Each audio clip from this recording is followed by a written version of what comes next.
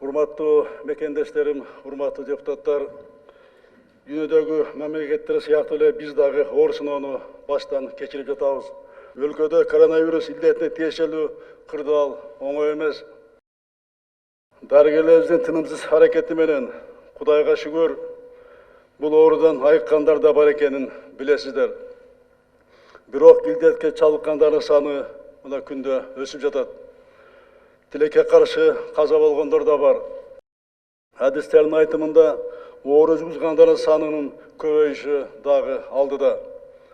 Башка өлкөлөрдүн тажрыйбасын көрүп жаткандай, оорулардын саны карантин киргизилгенден 30-40 күндөн кийин азайышы күтүлүүдө.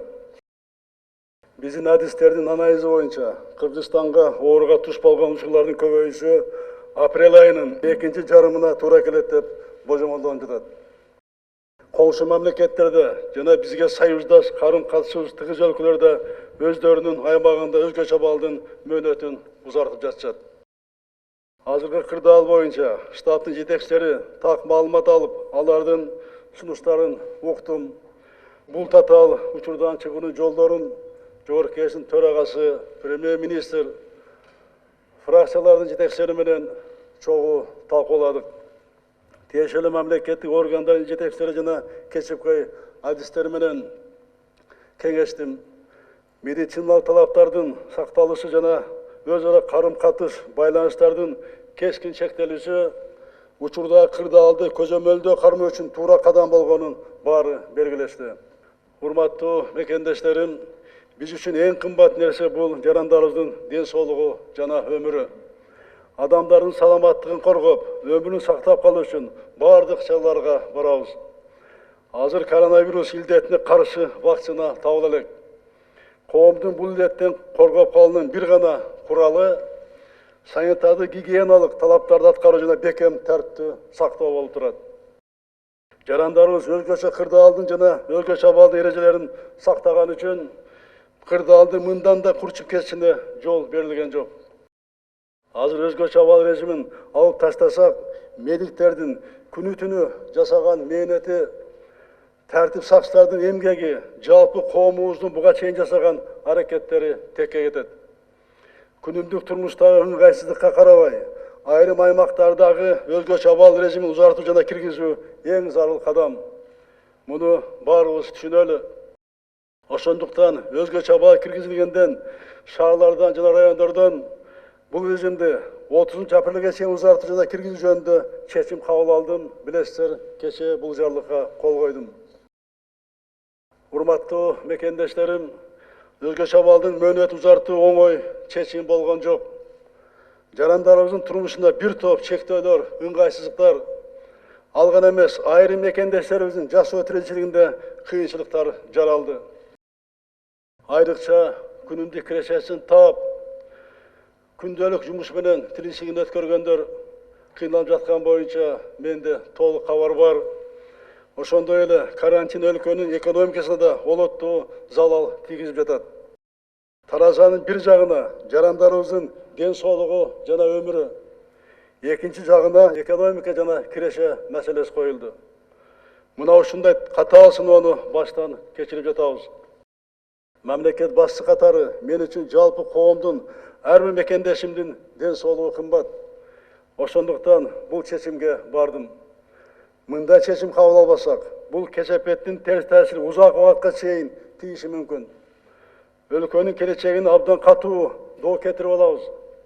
Оору жугузгандардын саны азая баштаган учурга жете элекпиз.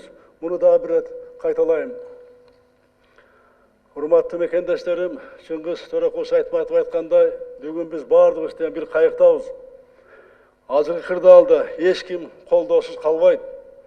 Муктаж болгондорго жардам берүү учурдагы эң көйгөйлүү милдет катары аныкталган. Мамлекет тарабынан жасалчу социалдык коргоонун бардык механизмдерин колдонобуз. Аялуу катмардагы жарандарды күнүмдүк тамак аш менен камсыз кылуу маселесин чечебиз. Пенсиялар, жөлөк пулдар, айлык акылар сакталат, өз убагында берилет. Өкмөт бул багыттагы иш-чаралар үчүн зарыл болгон резервтердин баарын колдонууга мүмкүнчүлүгү бар. Барыңарга белгилүү, бизде башка өлкөлөрдөгүдөй резервте коопсуздук жаздыгы болгон эмес. Ошондуктан эл аралык өнөктөштөр менен активдүү иштеп сүйлөшүүлөрдү жүргүзүп жатабыз. Алгачкы жардамдарды алдык, аны билесиздер, бул күнүгө чыгып атат.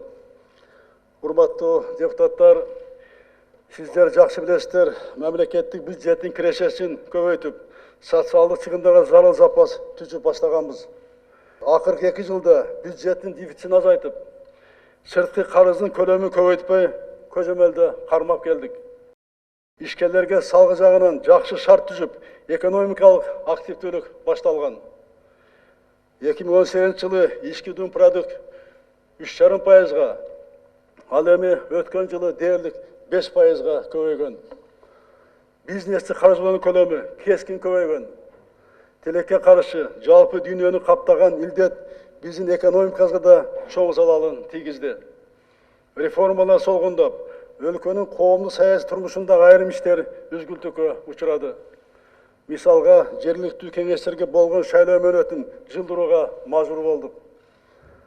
Өлкөбүздө соңку тарыхындагы өзгөчө окуя болгон апрель революциясынын 10 жылдыгын алдын ала түзүлгөн пландагыдай белгилей албадык. Быйыл Улуу Ата мекендин согуштагы жеңиштин 75 жылдыгын белгилей турган жыл. Өлкөбүздүн тарыхында бул ыйык датага байланыштуу иш-чаралар да өзгөрүүлөргө учурайт. Дүйнөнү өзгөртүп жаткан бул кырдаал өлкөдө кайсы тармакта кандай көйгөй бар экенин ашкаралады. Коомдун саламаттыгын коргоодогу жана бул тармакта башкаруудагы көйгөйлөргө каттелдик.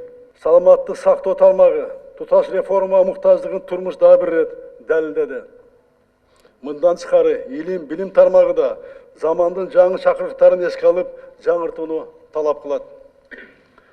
Урматтуу мекендештерим, учурдагы кыйынчылыкка карабай, экономиканы сактап калуу боюнча бардык иш-чаралар аткарылат.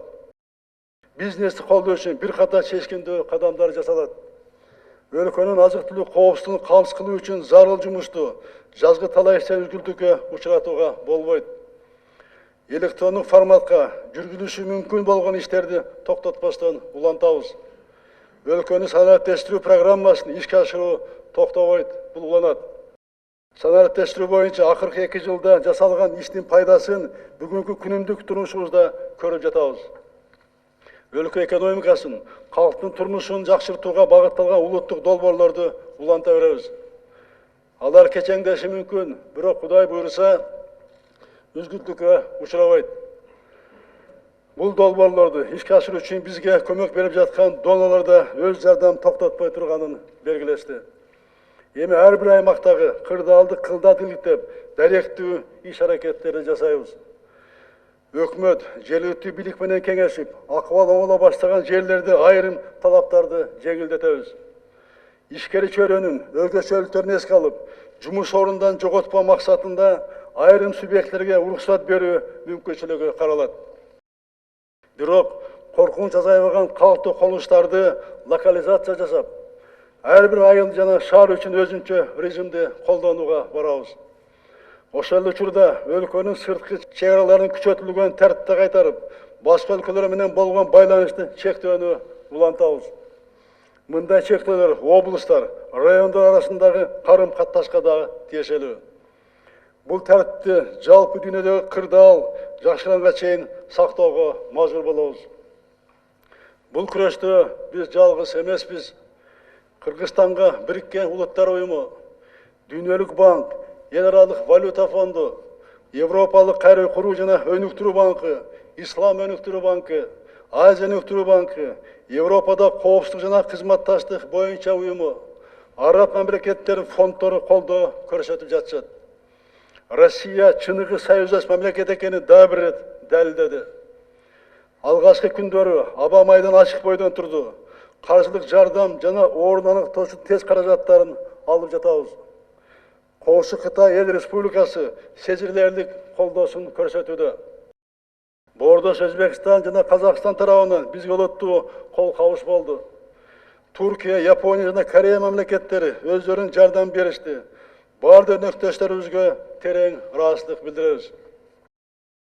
Урматтуу мекендештерим, азыр бизден жарандык жогорку жоопкерчилик катуу тартипти сактоо талап кылынат.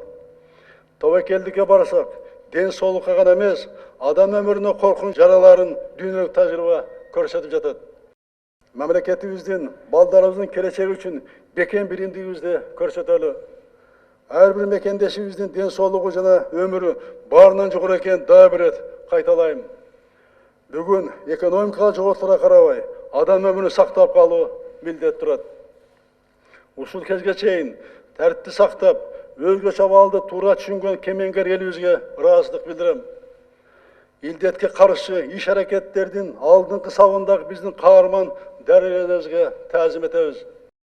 Günütünü tertipli közömöldöp, qoğumdun saksınında turgan militsiya, çegara, jana asker hizmetkerlerine rahmat aytabız. Elge jardan berip жатқан ыктыярчыларыбызга, ишкерлерибизге, кайдыгер эмес мекендештерибизге ыраазычылык билдиребиz. İldetke кабылган мекендештеримдин тезирээк сакайып кетишин тилейм.